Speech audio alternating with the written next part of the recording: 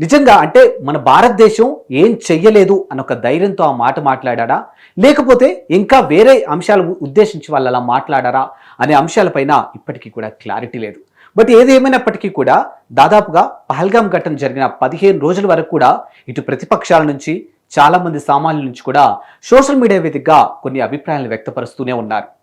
దాదాపుగా 26 మంది సివిలియన్స్ని చంపేసినప్పటికీ కూడా ఎందుకు ఇండియన్ ఆర్మీ కానీ లేకపోతే భారత ప్రభుత్వం కానీ ఈ రోజు కూడా ఎందుకు ఒక నిర్ణయం తీసుకోవట్లేదు అనే అంశాలు సోషల్ మీడియా వేదికగా వచ్చినప్పటికీ కూడా అటు భారత ఆర్మీ కానీ ఇండియన్ గవర్నమెంట్ కానీ ఒక రకమైనటువంటి సంయమనం పాటించింది అని చెప్పొచ్చు.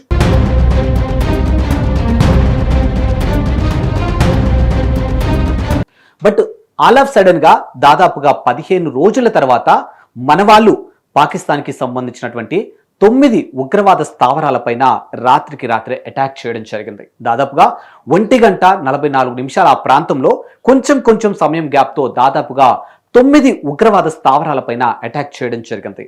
అందులో భాగంగా 100 నుంచి దాదాపుగా 110 వరకు కూడా ఉగ్రవాదులు చనిపోయినట్టుగా అటు పాక్ మీడియాను ఇటు భారత్ మీడియా కూడా బయటికి వెల్లడించడం జరిగింది. ఇక్కడ మనం గొప్పగా చెప్పుకోవాల్సినటువంటి అంశం ఏంటంటే, ఎవరైతే ఉగ్రవాదులు మన అమాయకులైనటువంటి పర్యాటకుల్ని చంపి అక్కడ ఉన్నటువంటి భార్యలకు చెప్పినటువంటి సమాధానం ఏంటి, వెళ్ళి మీ మోడీకి చెప్పుకోండి అని. అంటే ఆడవాళ్ళు ఏం చేయలేరని వాళ్ళ ధైర్యమా, అందుకే వాళ్ళని అక్కడ చంపకుండా పంపించేశారా, లేకపోతే ఆడవాళ్ళు ఇచ్చే ఇన్ఫర్మేషన్తో మోడీ ఏం చేయకుండా ఖాళీగా ఉంటాడా, లేకపోతే భారత సైన్యం ఏం చేయలేదు అన్న ధైర్యమా? అందుకే అలాంటి వాళ్ళ కోసమే 2 ఆడవాళ్లతో దాదాపుగా 9 ఉగ్రవాద స్థావరాలపైన అటాక్ చేపించాడు మన మోడీ అండ్ ఇండియన్ గవర్నమెంట్.